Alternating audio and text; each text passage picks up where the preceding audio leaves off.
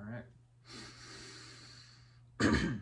So, I have been very interested in understanding bliss and trying to figure out how to cultivate happiness and bliss inside of the self.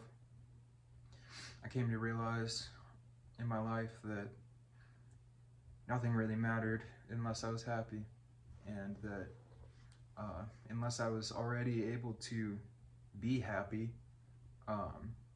everything kind of was pointless. And in my life, I came to a point where it was just so low for myself that the only thing I could do was either to surrender or to basically like choose to kill yourself or something. I never had the thought of killing myself. I experienced what that process was like, of that thought process, but the whole time I was detached from the real idea of doing it, because I intuitively, for one, knew that killing yourself would only eventually perpetuate suffering and cause you to experience the same thing again. But also, I came to understand that through surrender, that is the way to bliss. That's the way to happiness. So I came to realize that my ego was the source of my suffering, and that God or source consciousness gave us the ability to be able to surrender our egos at our own will. God gave us the ability to understand that the ego is the source of the suffering, and that perpetuation of ego consciousness will cause not only suffering for yourself, but also for every other being in your existence. And then when you give suffering to another being, unconsciously or subconsciously, they will be feeding it to other people and thus back to you. So perpetuating suffering will only bring more suffering onto the person who's trying to give it away.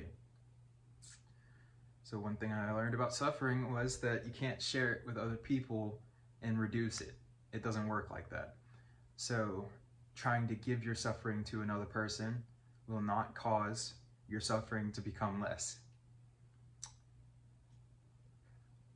That's a hard lesson to learn for a lot of people as well, because most people, when they suffer, they just want to expedite it or to release it somehow. And then so the quickest way that they find is to perpetuate it by pushing it onto somebody else, maybe blaming somebody for their own suffering, or having some sort of idea about life being mean or hard or anything like that.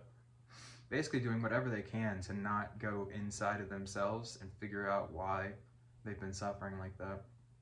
Now, I will tell you that there is a reason behind all of the suffering. It's just that people can become so unconscious in their activities and in their everyday life that they aren't capable of realizing that their actions are causing them suffering.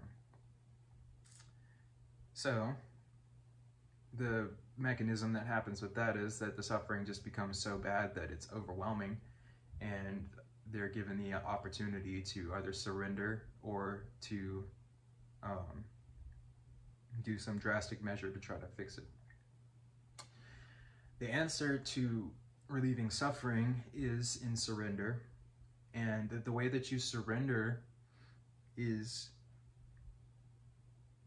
well, there's a couple ways. One way is if you have a really, really strong ego, and your ego is kind of overwhelming your consciousness, then the way to surrender would be to release the idea of you being the one who's suffering, give up the idea of a victim mentality, and understand that the one who's suffering is the ego, and you are not the ego.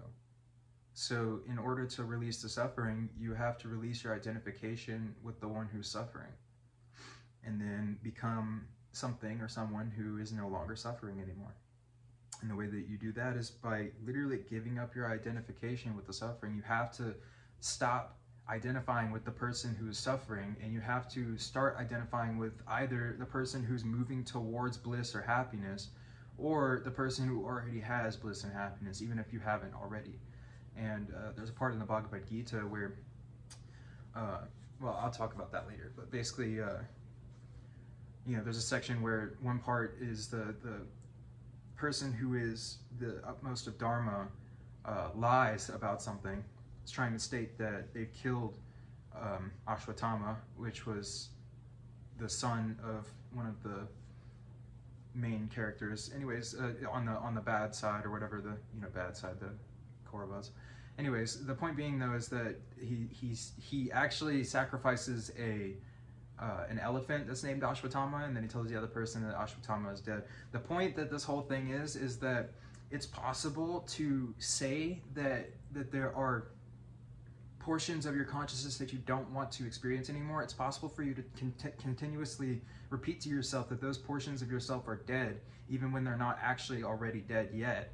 And technically it's lying to yourself, but it's in a positive way, in the sense that it's instead of lying to yourself, what it's doing is it's perpetuating the positive aspects that are latent inside of yourself, but you're not currently identified with. So you're giving up those identification with the negative aspects, and you're identifying more with the positive aspects inside yourself.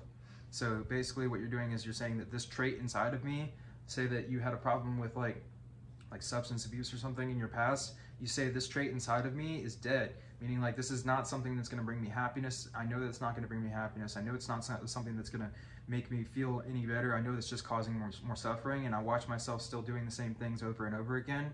So I slowly disidentify with that portion of myself that says that I am this. Like, say that you had the, you know, substance problems or whatever, you let go of the self that was identified with having problems with substances, and you start to introduce this identity of somebody who is already healed inside yourself. And then through introducing that identity yourself, you basically slowly re-identify with that portion, and then eventually the desire to do the things starts to fall away, because you have this understanding inside yourself that you've already gone beyond it, and you've convinced yourself by consistently reapplying the same idea that this portion of yourself is no longer in service to you, and so you give it up in order to be able to experience happiness again. And so the bliss really comes from giving up your identity with the ego, because the identity with the ego is what limits yourself. It's what causes you to perceive yourself as being small. And then in that small perception, you limit your identity to being something that is suffering, and therefore you basically box yourself in. So you have to let go of that ego box, or that identity box that's causing you to identify yourself as being somebody who's suffering. And I'm going to go into a little bit more about this, about how to basically let go of that identity and let go of the suffering. But right now I'm just trying to throw it out there at the fact that where the suffering comes from and what you got to do in order to be able to let go of it. Okay, and then one way that you can start to let go of the ego is by chanting, or by praying, or by meditating. And each one of those will help you to be able to just cultivate your awareness of yourself inside yourself that is not attached to anything. And once you start to send love to God, which is your own higher self, then that love will be purified and then sent back to you in the form of bliss and happiness.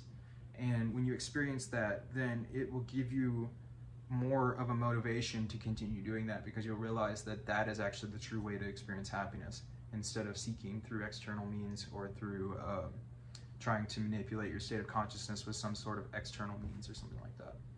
So God bless. I will get back into this, but I am just going to go ahead and cut this one right now, and I will continue on this in a future video. So Jai Shri Ram.